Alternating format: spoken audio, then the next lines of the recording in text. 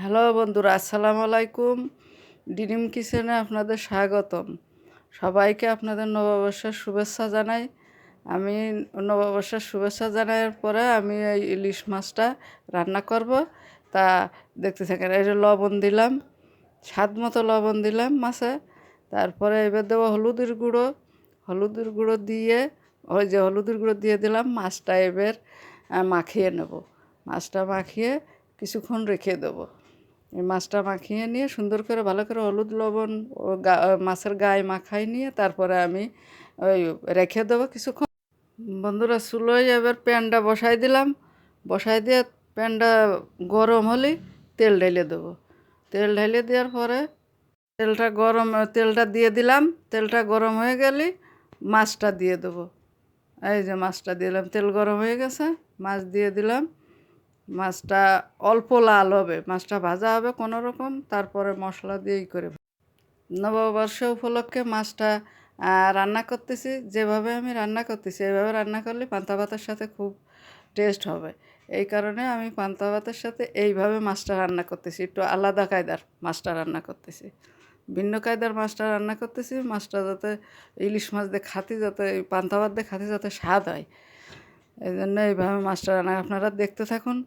মাছটা রান্না করা আপনার ভালো লাগলে আপনারাও এভাবে রান্না করে খাইয়ে দেখবেন যে কী সুন্দর লাগে। বন্ধুরা, এই পাশটা লাল হয়ে গেছে, উল্টিয়ে দিলাম। এবার আবার এই পাশটা লাল হলে, মাছের এই পাশটা লাল হলে মাছটা উঠিয়ে নেব। হালকা লাল হবে, বেশি ভাজা হবে না, বেশি কড়া ভাজা হবে না, হালকা লাল হবে। তারপরে উঠিয়ে নিয়ে আবার আর কিছু আছে একে একে সবগুলো দিয়ে দেবো। মাছটা ভাজা হচ্ছে। এইবার আমি এই পাশে মশলাটা একসাথে করে সব নিয়ে নেব। এর দিলাম পেঁয়াজ বাটা। পেঁয়াজ বাটা দিলাম। এবার দেব ওই জিরে বাটা দিয়ে দিলাম। এবার দেবো হলুদ আর শুকনো মরিচের গুঁড়ো দিয়ে দিলাম। দিয়ে এইবার দেবো হলো লবণ। এই লবণ দিলাম স্বাদ মতো। লবণ দিয়ে একসাথে মিক্সড করে নেব, সুন্দর করে একসাথে মাখিয়ে নেব। মাখিয়ে নেওয়ার পরে একটু পানি দেব।